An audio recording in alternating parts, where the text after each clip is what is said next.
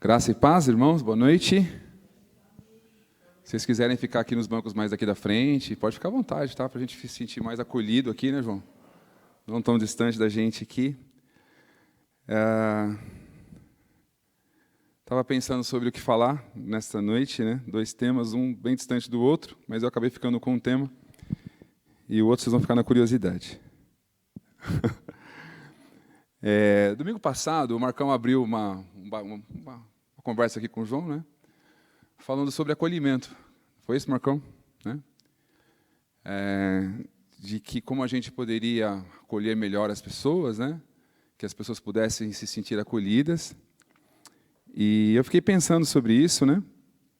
E aí depois o João falou algo assim que eu fiquei pensando, falei assim, puxa, de verdade mesmo, por mais que a gente se esforce, né? Por mais que a gente ache que está fazendo direito, acho que a gente nunca vai conseguir chegar nesse lugar, né? De acolher uma pessoa de verdade. O que a gente consegue fazer com o tempo é crescendo na educação, sendo o mais educados possível, se é que a gente consegue fazer isso também. E a gente vai dando, à medida que a gente vai recebendo, desse lugar, né, de pertencimento dentro do coração de Deus, dentro do coração das pessoas, porque eu chego à conclusão de que a gente não consegue dar de verdade, né, ou então a longo tempo, a longo prazo, aquilo que a gente não tenha recebido. Então, a gente, como comunidade de fé, a gente vai responder aquilo que a gente está recebendo, né? E aí, sobre esse tema, eu queria que a gente conversasse um pouco hoje também sobre como é que essa mensagem, né? Como é que o Evangelho nos transforma e como é que a gente recebe o Evangelho.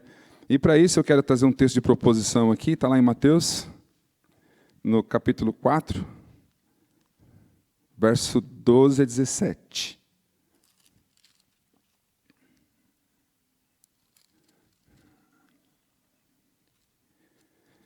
E aí eu escrevi assim, né? Para a gente começar abrindo aqui, né? Que os acolhedores de hoje são os acolhidos de ontem. Os que amam hoje são os que foram amados ontem.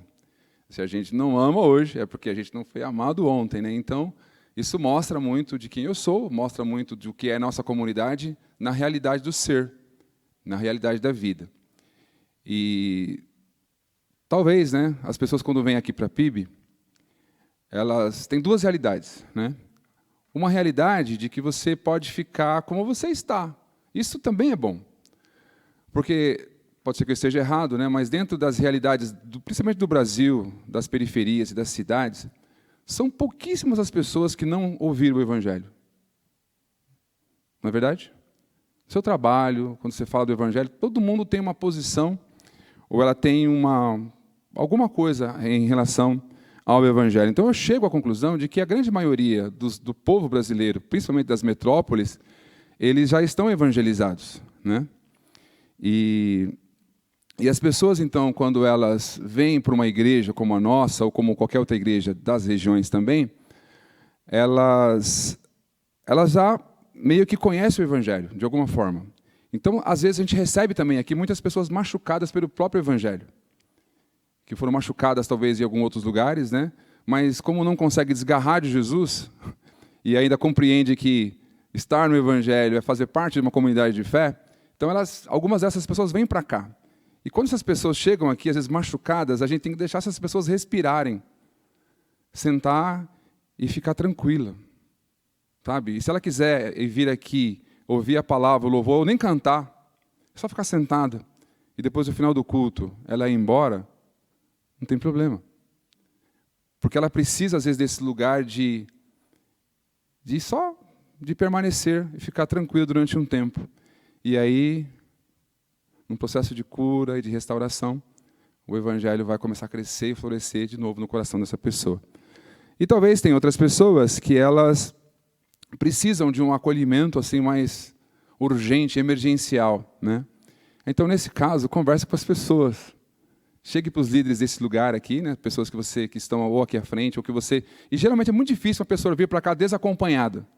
Então, quando as pessoas vêm para cá acompanhadas, né? e ela às vezes vem com um problema urgente, alguma coisa grave, uma demanda muito urgente, olha, com quem que eu posso falar nessa igreja aqui que pode me ajudar? Então, eu tenho certeza que tem pessoas aqui capacitadas que vão poder te ajudar, ou na sua necessidade física, ou na sua necessidade emocional, na sua necessidade espiritual. Não vá embora, né, sem uma resposta de alguma forma. Então, você tem a liberdade de vir e ir, e também tem a liberdade de vir, ficar e perguntar, inquirir, e fazer parte também dessa nossa comunidade aqui. Amém, irmãos? Então, é uma introdução só para a gente entender um pouquinho o que eu quero falar hoje. E lá em Mateus está assim, ó. Mateus, a partir do verso 12, diz assim. João, você pode, inclusive, antes de entrar no texto, se quiser falar alguma coisa sobre o que eu falei, fica à vontade também, depois eu leio o texto. Pode ficar à vontade. Como pastor da igreja também, talvez tenha falado coisas que é a minha realidade, é a coisa que eu tenho visto aqui, né? Então, você pode falar também, se você quiser, por favor. Nada para acrescentar, João? Não? Está de boa? Então tá bom. Quando Jesus ouviu que João tinha sido preso, voltou para a Galiléia. Saindo de Nazaré, foi viver em Cafarnaum, que ficava junto ao mar, na região de Zebulon e Naftali. Ou Naftali, ou não sei lá. Para cumprir o que foi dito pelo profeta Isaías, terra de Zebulon e terra de Naftali. Naftali ou Naftali, João? Naftali, né? É porque a gente fica com dúvida no acento no A ou no I, né? Caminhando do mar, caminho do mar além do Jordão, Galiléia dos gentios, o povo que vivia nas trevas viu uma grande luz. Sobre os que viviam na terra da sombra da morte raiou uma luz. Daí em diante Jesus começou a pregar: arrependam-se, pois o reino de Deus está próximo. É um texto assim que quando a gente tem a priori a gente olha assim, né, já define algumas coisas de como é que estão as pessoas naquele momento. Mateus ele diz assim, né? As pessoas, um povo que vivia nas trevas, viu uma grande luz, e os que estavam na sombra da morte raiou uma luz. E daí Jesus vem e começa então a pregar e dizer: arrependam-se. Quando eu penso na forma como foi comunicado o Evangelho nesse tempo aqui, as pessoas estavam debaixo de uma condição. E se a gente dissesse isso para os nossos dias hoje: olha, vocês estão vivendo debaixo de grande sombra, vocês estão vivendo nas trevas e vocês estão precisando de luz. Isso ia ofender você ou não? Será que isso ia nos ofender nos tempos de hoje, João? Olha, vocês estão nas trevas. Vocês estão precisando de luz, estão vivendo nas sombras. E aí depois, Mateus ainda diz assim, e aí Jesus começou, né, a pregar, e a palavra que ele traz é: arrependam-se. E aí eu fiquei pensando sobre como é esse começo do Evangelho. Porque o começo do Evangelho, ele destoa de tudo aquilo que a gente já participou, de que a gente já viveu, porque o Evangelho ele não é desta terra. O Evangelho ele veio de fora para nós. Então, ele não é algo daqui, né? Ele não é algo que a gente pode manipular do jeito que a gente acha que a gente não consegue segurar o Evangelho. A gente não consegue enclausurar o Evangelho. Essa é a grande verdade, porque ele não é daqui. A gente não consegue enclausurar o Evangelho. Mas ele traz esse lugar para nós, né, para as pessoas que, olha, vocês estão nessa condição. E se vocês não estão nessa condição, e aí vem a pergunta assim, será que se a gente não está nessa condição, será que a gente vai conseguir entender o Evangelho? Aí alguém pode dizer assim: poxa, meu Deus, já estou aqui há bastante tempo, né, cara? Já entendi o Evangelho, já não estou mais nas trevas, já não estou mais nesse lugar de sombra, porque eu já entendi o Evangelho. E que bom que você já compreendeu isso. Porque quando Jesus diz assim, né, arrependam-se, eu fico pensando, quais eram as coisas, porque aquele povo, eles viviam numa dinâmica de fé, né? Eu diria que a fé para o Oriente, já trouxe isso aqui alguma vez, né? A fé para o Oriente é uma coisa vital, cara. Eles não vivem sem fé. Eles não vivem sem a dinâmica da crença e do crer. Tudo para eles se resume ao crer ou não crer. E eles se afundaram, de alguma forma, nesse crer. Ao ponto de que Jesus, que o autor do Evangelho, falou assim: vocês estão vivendo nas sombras e vocês precisam de luz. E aí o Evangelho vem e diz assim: arrependam-se. Era uma coisa que, na minha opinião, fazia sentido para quem estava escutando. A primeira coisa que a gente tem que pensar é que o Evangelho ele precisa fazer sentido em qualquer situação que nós estejamos. O Evangelho que não faz sentido, ele nem é Evangelho. Porque o Evangelho ele vai nos encontrar dentro das nossas questões, dentro dos nossos movimentos, dentro dos movimentos da humanidade. E aí vem esse lugar onde Jesus diz assim: arrependei-vos. E esse arrependimento fazia sentido para o povo daquela época que estava escutando essa mensagem. E eles reagiram ao Evangelho, João, ou positivamente, ou negativamente. O que eu estou propondo nessa noite é que a gente não consegue ficar alheio ao Evangelho. Essa é a verdade. Talvez as pessoas que escutam o Evangelho fazem de conta que eles não ouviram, mas não ouviram. Quando uma pessoa escuta o Evangelho, ela vai dar uma resposta a este Evangelho que não é deste mundo, que não é daqui. E aí a gente pode ou receber esse Evangelho ou rejeitar esse Evangelho. Era o que as pessoas estavam fazendo, fizeram pelo menos nos dias de Jesus, e a gente vai chegar ao ponto de que, para algum grupo de pessoas, uma rejeição foi tão grande, ao ponto de que eles mataram Jesus. E por que eu estou trazendo, João, essa proposta para a gente pensar aqui hoje, né? E o tema, se eu pudesse colocar um tema aqui nessa mensagem, nesse bate-papo aqui de hoje, seria Deus está em missão. E para mim foi uma alegria. Eu já caminho no Evangelho há mais de 30 anos, e eu talvez tenha escutado isso, mas não da forma como eu escutei nos últimos dias. É de que a missão de chegar até o teu coração, ela não é minha. Ela não é nem da igreja. Num certo sentido, que eu vou explicar, calma aí, eu vou explicar. O maior interessado, né, o maior evangelista, se é que a gente pode dizer assim, o maior interessado em comunicar o Evangelho é o próprio Deus. A missão de comunicar o Evangelho é de Deus. E aí eu falei, uau! Porque às vezes a gente aprende, né, e às vezes aprende até meio que errado, de que não é a igreja que tem que fazer. E aí eu quero que a gente pare para pensar um pouco, depois quero que o João fale um pouco sobre isso também. Quando Deus está na missão, está tudo bem. Eu acho que tudo vai bem. Mesmo que aos nossos olhos pareça, mas será que Deus está em missão mesmo? Quando Deus está em missão, vai tudo bem. E aí eu quero agora que a gente converse um pouco hoje aqui, João, sobre quando a igreja se torna protagonista da missão e ela se esquece de que o grande missionário do Evangelho é o próprio Deus. O que acontece com as nossas demandas, com as nossas estruturas dos dias de hoje, onde a gente ou não sabia disso, né? Eu, por exemplo, eu não entendia assim, tão limpo, dessa forma. Vou perguntar para vocês levantar a mão. Quem entendia isso limpinho, assim, que a missão é de Deus?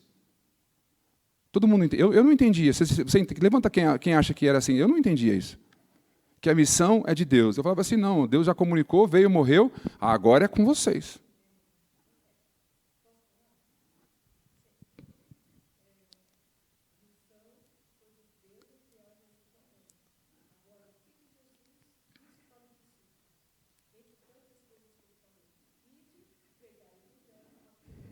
A missão ainda continua sendo de Deus. Foi Ele que disse. Percebe? Só disse muito bem. Mas a missão... E se os discípulos não fossem? Percebe? A missão... Eu gostaria que o João também falasse, João, que a missão ainda continua sendo de Deus. Percebem isso? E aí a pergunta é, João, assim, quando a igreja esquece desse lugar, ou não aprendeu de verdade, né, porque a gente vai entrar num outro conceito, que seria... eu até anotei aqui, seria a missiologia que vai tratar disso, né? Mas quando a igreja esquece de que ela não é dona da missão, quais são as coisas que podem acontecer com a gente e com a igreja quando ela ocupa um protagonismo que não é dela. Tem um escritor chamado David Bosch. Ele tem um livro desse tamanho, de 800 páginas, falando sobre a missão de Deus. E ele diz como a igreja trocou, a igreja achou que a missão era dela e não de Deus. Então, se você quiser aprofundar nesse tema, eu tenho esse livro, posso te emprestar, né, para você ler, que ele vem mostrando como que a igreja pegou uma missão, e essa missão não veio como essa extensão, né, do mandamento de Deus para nós. Por quê? Porque você não vai receber no seu WhatsApp, você não vai receber no noticiário, você não vai receber no meio de comunicação, nas mídias sociais de hoje, o que Deus está fazendo de verdade. E Ele está fazendo muita coisa. Então você não vai receber essa informação. Algumas igrejas até vão dizer que estão fazendo a missão. E eu creio que nós confundimos esse negócio. Na verdade, por que as igrejas se encontram no estado em que estão? Em que estado? Bom, aí você teria que falar da igreja que funciona na Europa, que vai depois migra para os Estados Unidos, depois chega pelos missionários no Brasil, do Brasil vai para outros lugares da América Latina, e da África e da Ásia. Mas preste atenção no que eu vou falar. A igreja, a instituição, está em decadência. Inclusive a católica. A igreja, instituição, está em decadência. A igreja viva de Jesus, que são os enviados, que sabem que a missão é de Deus, está em franco andamento. Basta você fazer contato com as pessoas que estão nesses lugares. E quando a gente se reúne com essas pessoas, a gente vê como Deus está atuando. Hoje de manhã nós tivemos uma missionária.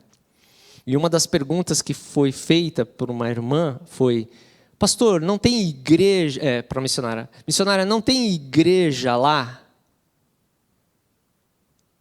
Ela estava se referindo a quê na pergunta dela?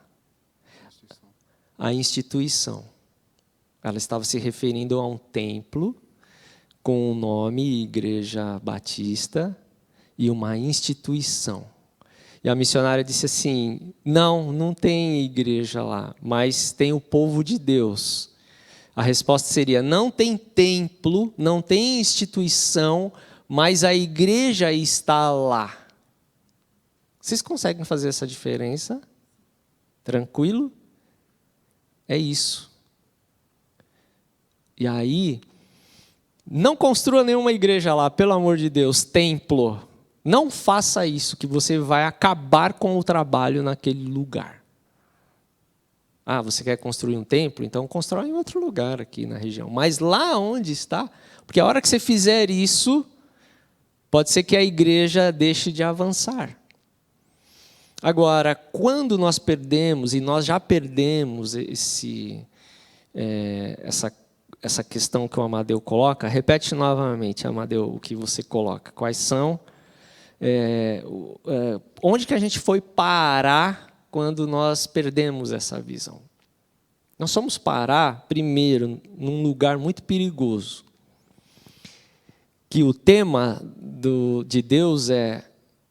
Qual é o tema de Deus? Qual o tema de Deus para a humanidade? Não, qual é o tema? Está no texto que nós lemos. Ele tem um assunto para tratar com a gente. Você precisa se arrepender. Você precisa se arrepender. A igreja precisa se arrepender. Lembra o profeta Isaías?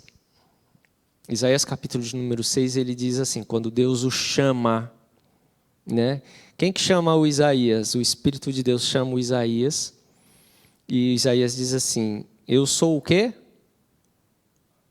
Eu sou um homem de lábios impuros. E habito de um povo de impuros lábios. Vocês não ouviram a missionária de manhã sobre o chamado dela, mas sabe como que Jesus chamou ela?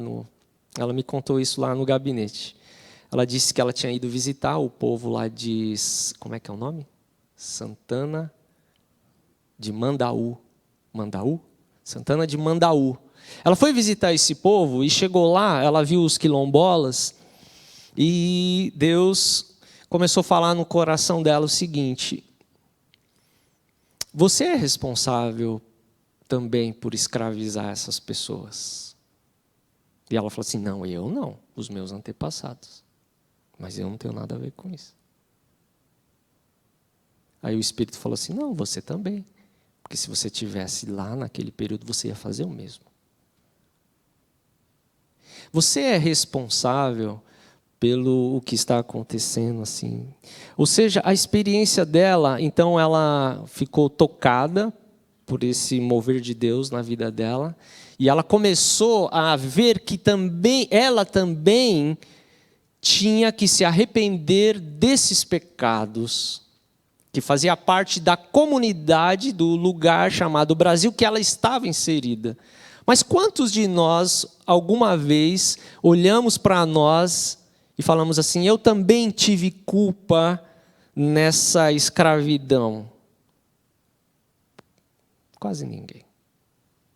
Porque a gente só acha que foram os outros. E aí a gente olha para a igreja e a gente pergunta assim: do que as pessoas que estão na igreja se arrependeram? Aí você vai responder: dos pecados.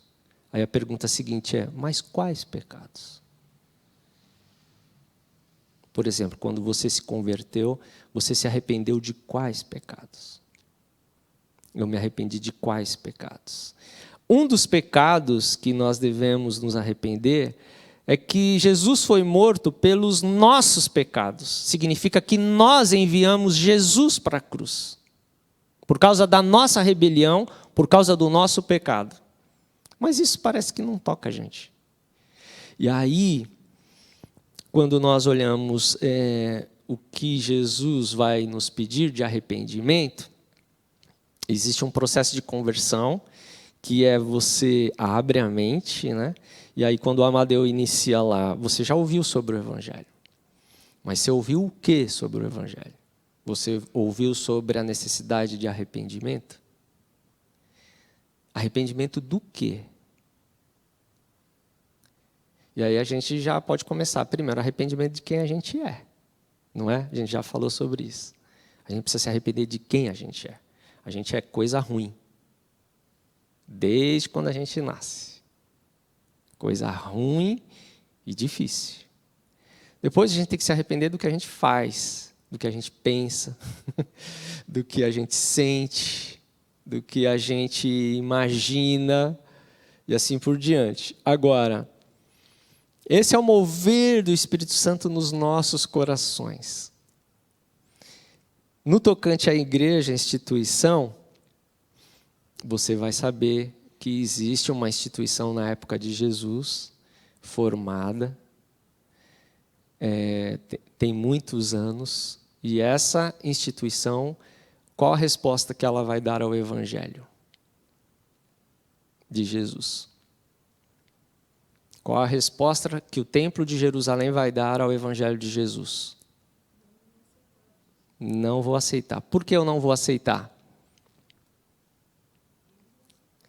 Porque eles são os enviados. Percebe? Eles são os representantes de Deus no mundo, e eles acham isso, e eles não estão nem aí se Deus está fazendo missão. A única missão para eles é que Deus está fazendo através do povo escolhido, do povo de Israel. E Jesus está dizendo: nananina não. E aí você constrói toda essa estrutura falando sobre Deus, cantando sobre Deus, orando sobre Deus, achando que está fazendo missão em nome de Deus. E Jesus está dizendo o seguinte: vocês estão viajando na maionese. Não, o povo alguns israelenses aceitam. E o Estado de Israel não significa mais nada para nós nos dias de hoje. Mas Israel, tem muitos hoje israelitas messiânicos e nós temos já na época de Jesus israelitas se convertendo a Jesus. O apóstolo Paulo é um deles. Então, Deus está fazendo a missão dele. E eu acho que a gente precisa, a igreja, a instituição, a igreja dos dogmas, a igreja que tem, vamos dizer assim, algumas acham que tem até, como é que se diz assim, quando você tem o domínio, né? Você tem o domínio. Tem igrejas que dizem assim: você só vai para o céu se você estiver nessa igreja. E se você não estiver nessa igreja, você não vai para o céu. E se você sair dessa igreja, sabe o que vai acontecer com você? Você vai ter uma maldição na sua vida, para o resto da vida. E aí a pessoa não sai, né? Ela fica presa nessa instituição que tem um monopólio de Deus. Mas Deus está fazendo a missão dele. Deus está fazendo isso que o Corona acabou de fazer. Eu me canso de vocês que acham que tem o meu monopólio. Vai lá, Amadeu, continua aí, porque eu acho que eu saí da sua resposta. Não saiu não, João. Eu escrevi algo assim, eu coloquei assim: a missão é de Deus, mas e quando a igreja se torna protagonista? Penso que o Evangelho é vida e sacrifício de Jesus, que não se prende a uma denominação específica e não se prendeu nem ao berço de onde nasceu. Se a igreja deixar de ser serva, então o Evangelho pouco a pouco perde sua vitalidade e passamos a usar a estrutura para falar dos dilemas e desdobramentos humanos, mas sem Evangelho não tem vida. Onde as curas têm suas pautas, as desigualdades sociais também. Nós humanos temos sempre demandas urgentes, mas o Evangelho não foca nos exteriores, por mais dolorosos e urgentes que eles sejam. O Evangelho atinge o homem lá dentro. Aí Paulo vai dizer isso, né? Pois a palavra de Deus ela é viva, eficaz e mais afiada que qualquer espada de 2 gumes. Ela penetra ao ponto de dividir alma e espírito, juntas e medulas, e é apta para julgar os pensamentos e as intenções do coração. O que eu quero dizer com isso é que a igreja sempre vai ser um lugar de acolhimento, a igreja sempre vai falar da necessidade das nossas dores, das nossas curas, de todos os níveis, né? Mas a igreja, eu digo, as pessoas que estão nela, né, elas sobrevivem apesar das dores. Elas perpassam, inclusive, o próprio sofrimento. Tem pessoas que, às vezes, você vai orar por elas e elas não serão curadas. Mas o Evangelho ainda vai continuar crescendo no coração dessa pessoa. E quando a gente olha, isso a gente pode olhar para a Bíblia, a gente vê, por exemplo, a vida de Jeremias, né? Que o meu dia do meu nascimento não seja contado no calendário, porque eu não quero nem que lembre que eu nasci. Tanto sofrimento que aquele cabra viveu e passou, mas ele não rompe com Deus. Aí você vê o sofrimento na vida de Jó, e ele não rompe com Deus, né? Você vê várias situações nas Escrituras onde o sofrimento parece que não tem fim, e essas pessoas não rompem com o Evangelho. Aí eu pergunto, que Evangelho é esse? Esse é o Evangelho do arrependimento.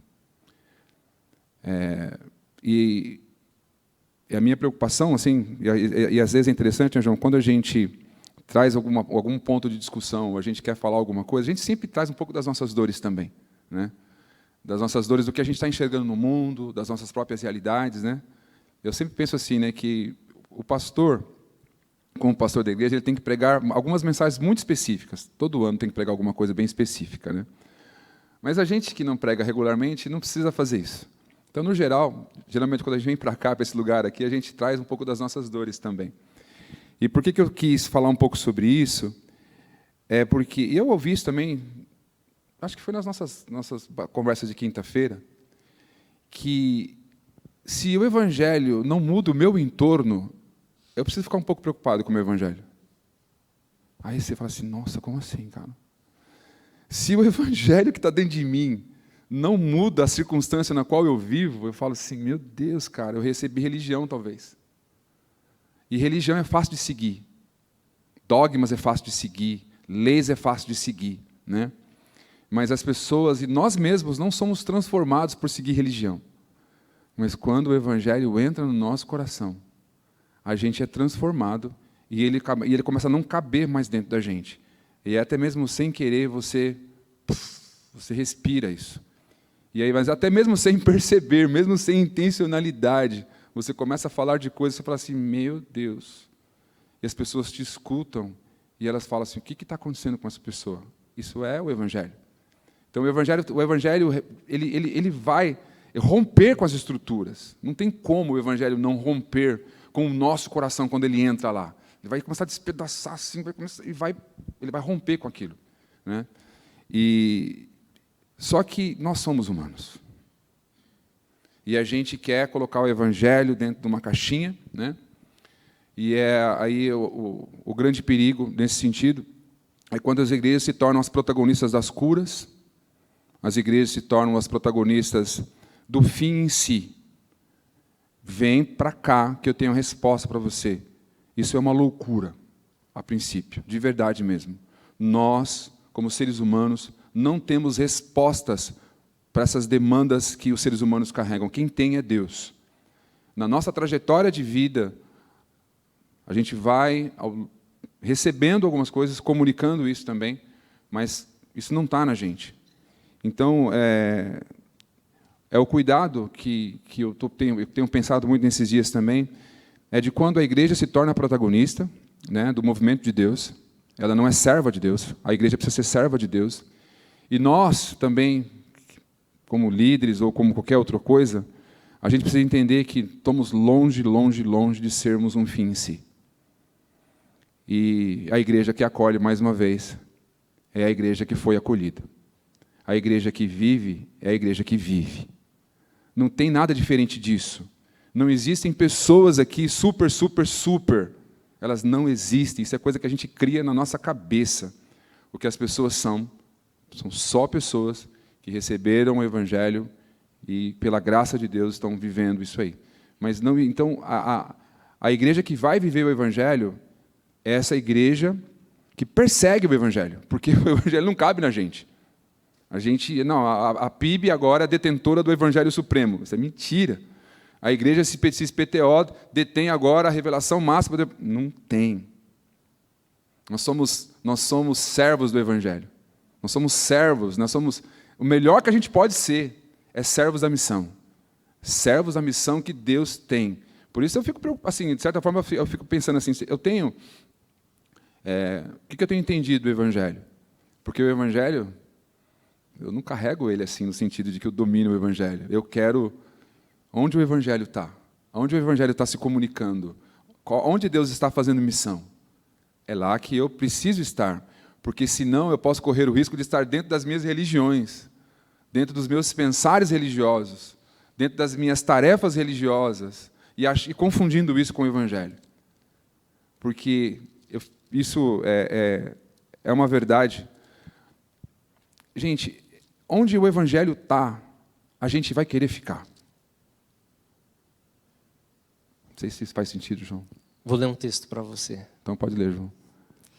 Certa vez, tendo sido interrogado pelos fariseus sobre quando viria o reino de Deus você precisa interpretar como o Evangelho. O reino de Deus é o Evangelho, porque o reino de Deus são os valores de Deus, as vontades de Deus e a boa nova de Deus. Evangelho é a boa nova de Deus. E Jesus respondeu, o reino de Deus não vem de modo visível.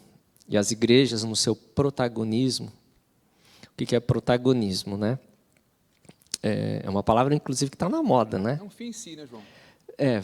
Você vai lá e a pessoa diz, você agora é protagonista da sua história.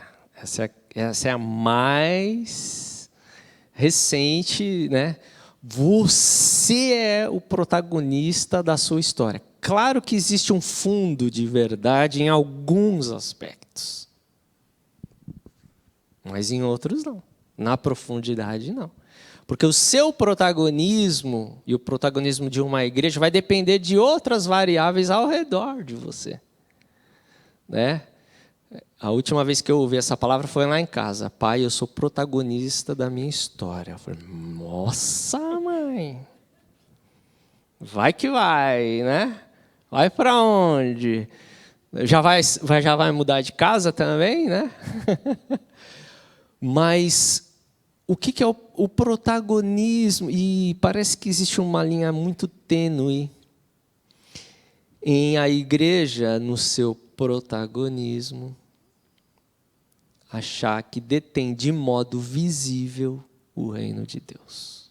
Claro que ele vai se manifestar. E fica assim, até onde vai o quê? Porque se eu ler um outro texto para você, diz assim, que os outros vejam as suas boas obras e façam o quê? Falam do seu protagonismo? Não, glorifique o vosso Pai que está nos céus. Mas, no mesmo lugar, Jesus vai dizer assim, se você fizer uma oferta com a sua mão esquerda, que a sua mão direita não veja o que você está fazendo. Percebe? É no mesmo texto, é Mateus, né? Ali capítulo 5, capítulo de número 6. E a gente vai lá passar rapidinho, porque o Amadeu disse que o evangelho ele vai se estender de modo visível, porque o que vai brotar de um coração onde tem o evangelho são boas obras de amor dessa pessoa com relação a outra. Não tem como.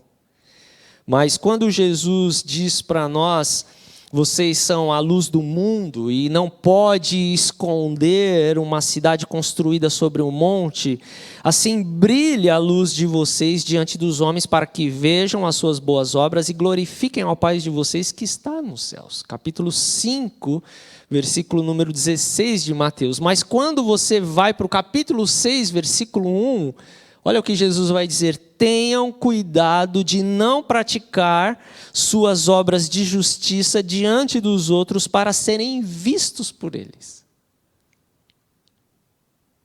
Percebe o movimento de tensão? As ambiguidades dentro de nós.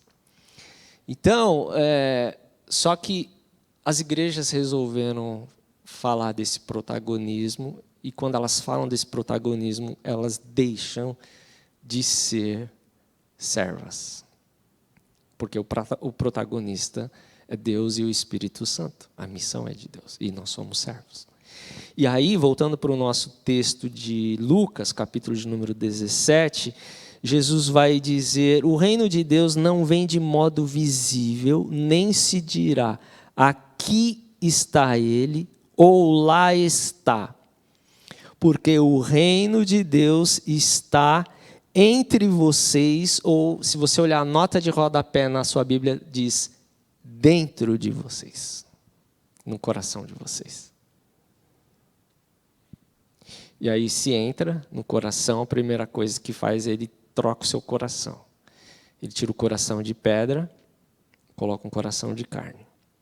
E você passa a ser ensinado diretamente pelo Espírito Santo de Deus. Não é o pastor da igreja que ensina.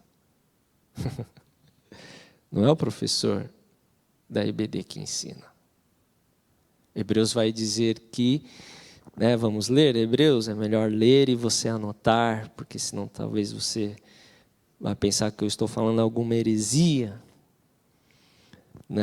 Hebreus, capítulo de número 8, versículo de número 10, Esta é a aliança que farei com a comunidade de Israel. Quem é a comunidade de Israel em Hebreus? São os israelitas? Não. É o novo Israel. Somos nós. Depois daqueles dias, declara o Senhor, porei minhas leis em sua mente e as escreverei em seu coração. Serei o seu Deus e eles serão o meu povo.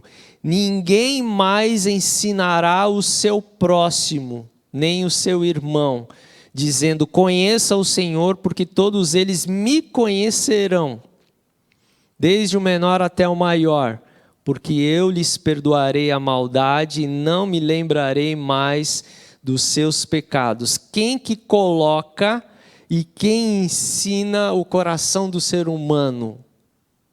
Não sou eu. É o Deus da missão. É o Deus da missão. É o Deus da missão. É o Espírito Santo que vai ensinar alguma coisa para você. Eu, às vezes, tenho vontade de abrir a sua cabeça, rachar a sua cabeça no meio e enfiar uma lição aí dentro. Mas eu não tenho essa capacidade. Através do Espírito Santo, através do Evangelho. Quem é a palavra? Quem é o Evangelho? Jesus. Toda vez que você ler essa palavra, sabe o que aconteceu com a gente? No protagonismo das igrejas? Nós pegamos essa Bíblia, achamos que nós a conhecemos, e nós dizemos assim, essa é a palavra. Mas qual palavra? Aonde você vai abrir? Em Gênesis, em Deuteronômio? Aí vem Jesus e diz assim, a palavra se fez carne e habitou entre nós. Quem é a palavra? Jesus. E o Hebreus vai dizer que antigamente, né, vamos abrir lá de novo em Hebreus, vamos ler a Bíblia, né? Hoje o exercício é de ler a Bíblia. Hebreus capítulo de número 1. Há muito tempo, Deus falou muitas vezes e de várias maneiras aos nossos antepassados por meio dos profetas, mas nesses últimos dias falou-nos por meio do Filho, a quem constituiu o herdeiro de todas as coisas e por meio de quem fez o universo. Num outro texto de João, capítulo de número 5, versículo de número 39, e eu vou encerrar com esse texto. Diz assim, vocês conhecem a palavra escrita. Vocês conhecem a palavra escrita. Estudam cuidadosamente a palavra escrita. Mas vocês não conhecem a palavra encarnada. E não conhecem a palavra que se tornou carne. E pensam que nela tem a vida eterna. Presta atenção. Tem gente que vai ler esse livro, vai decorar esse livro, vai criar ideologia em cima desse livro e não vai conhecer Jesus encarnado. O texto diz, vocês pensam que nelas tem a vida eterna, mas elas, as Escrituras, testemunham de quem? De Jesus. De Jesus. Então, toda vez que você ler a Bíblia, e Tiago vai dizer assim, nas Escrituras existe a lei do reino de Deus, nas Escrituras, mas você não consegue enxergar a lei do reino de Deus nas Escrituras. Você só consegue enxergar versículos, alguns ensinamentos, mas você não consegue enxergar a lei do reino de Deus. Não é isso que ele diz? Tiago 2, versículo de número 8. Ele diz isso, olha lá o que diz. se vocês de fato obedecerem à lei do reino, encontrada onde? Na Escritura. Qual é a lei do reino de Deus?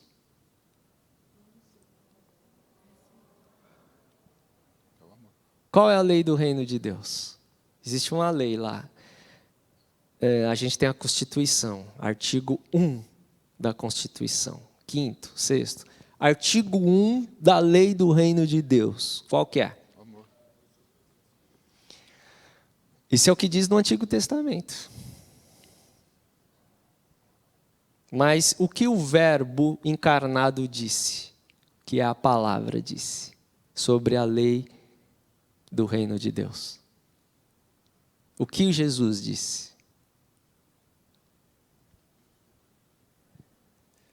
Essa não é a lei maior. Existe uma lei. Não. Não. Ele diz assim: amem como eu vos amei. É isso que ele disse para os seus discípulos.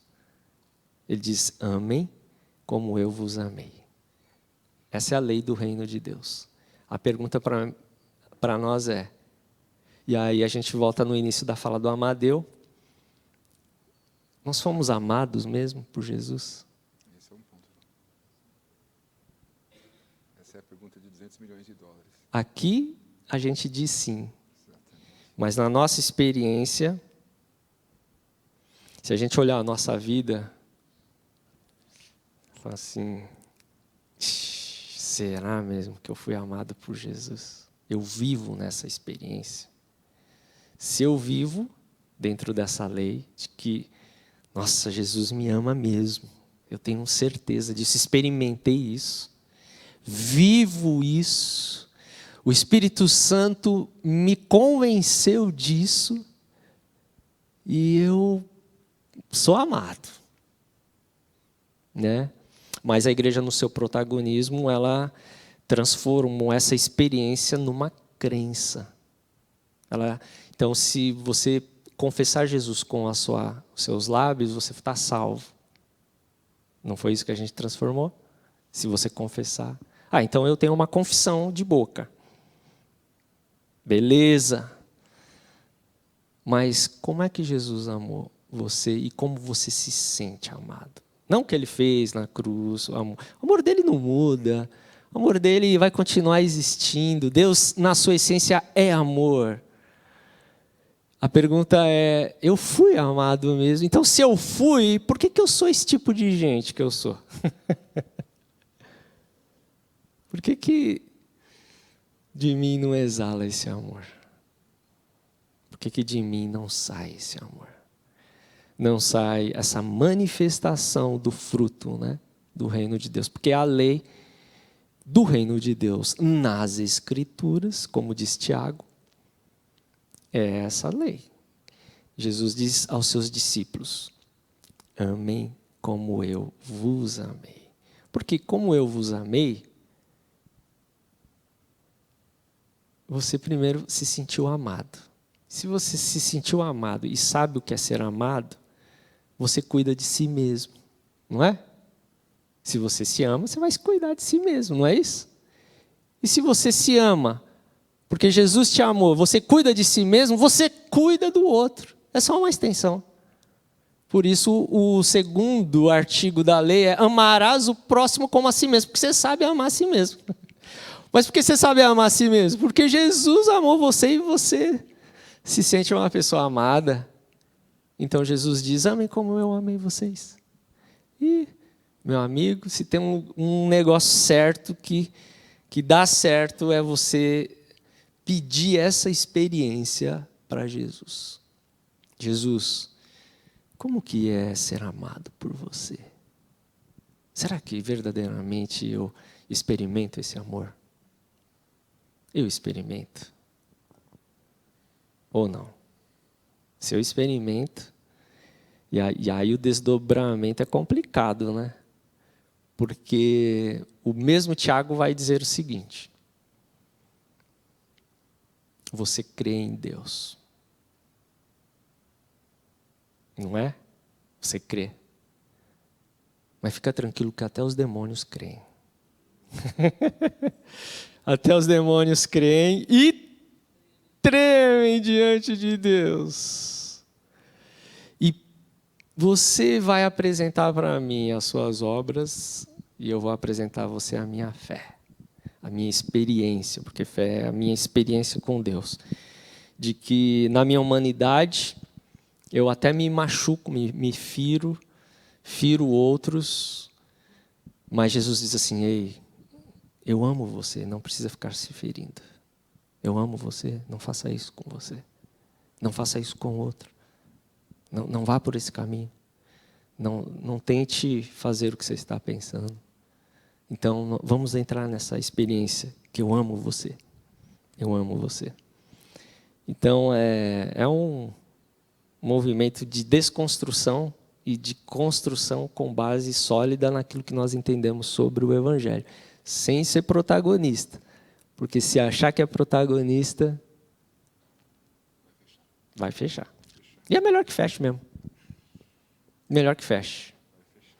Né? É melhor que feche. É melhor que você feche para balanço também. Feche a sua vida para balanço. Fala, preciso fazer um balanço aqui da minha vida. Eu tinha uma irmã da igreja que falou assim: pastor, o que você gostaria assim, de fazer? Assim, um sonho que você tem. Eu falei assim: eu queria ter um ano sabático. Fechar as portas e ficar sem fazer muita coisa e entrar nessa experiência com Deus. Ela disse assim: então vamos falar para a igreja para dar um ano sabático para o senhor.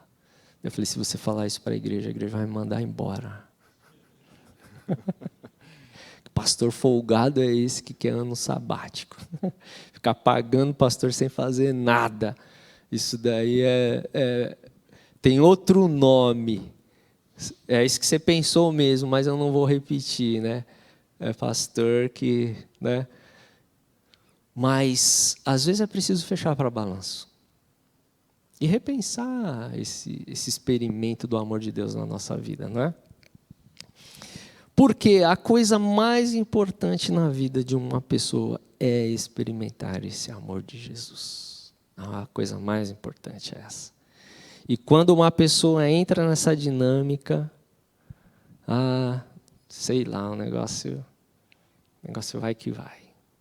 Tem dores, por enquanto, tem o nosso sofrimento, mas tem essa voz de Jesus assim: tá doendo, tá, mas eu amo você, estou com você e vou te ajudar nesse negócio aí.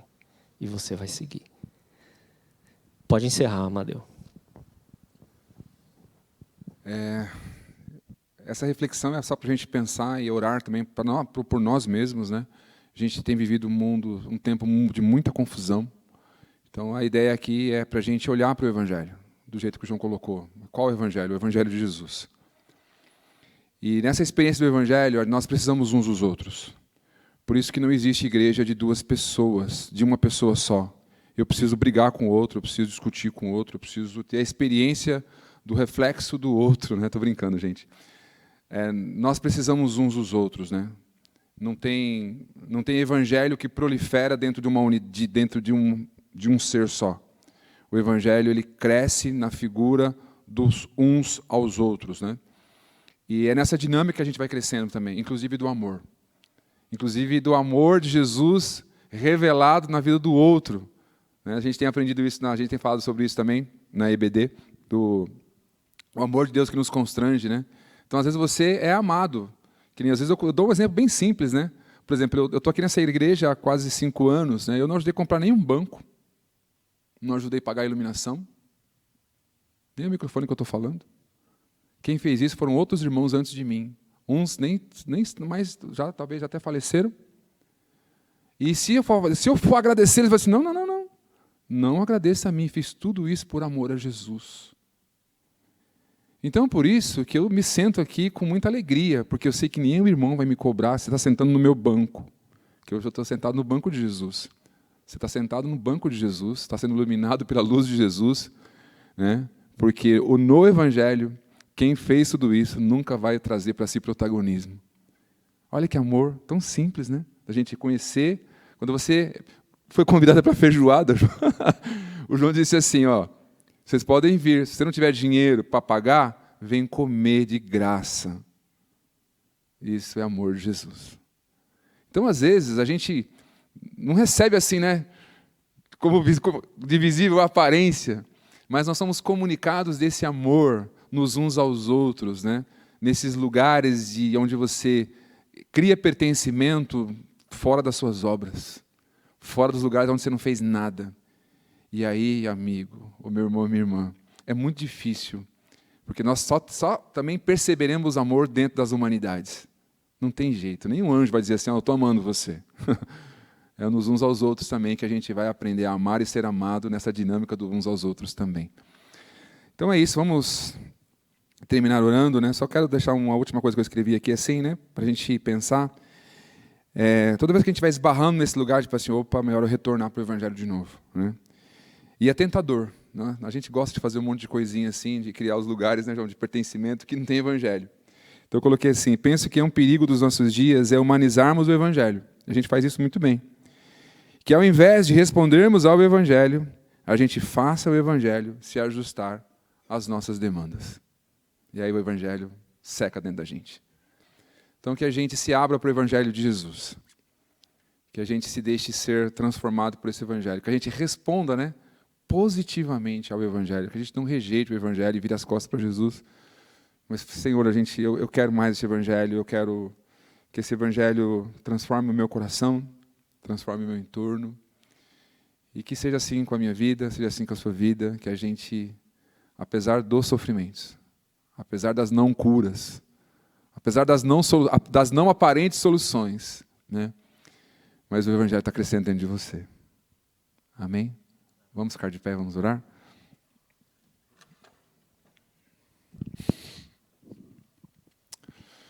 Deus, muito obrigado. Obrigado por esta noite, obrigado por aquilo que foi falado aqui. Obrigado porque estamos neste lugar, ouvindo, falando do Evangelho de Jesus. O Evangelho que nós não dominamos, o Evangelho que não é nosso, o Evangelho que é do Senhor, o Evangelho que a gente, a cada dia, quer que cresça mesmo, Deus, como um fermento que vai crescendo dentro do nosso coração e vai ganhando forma nas nossas vidas.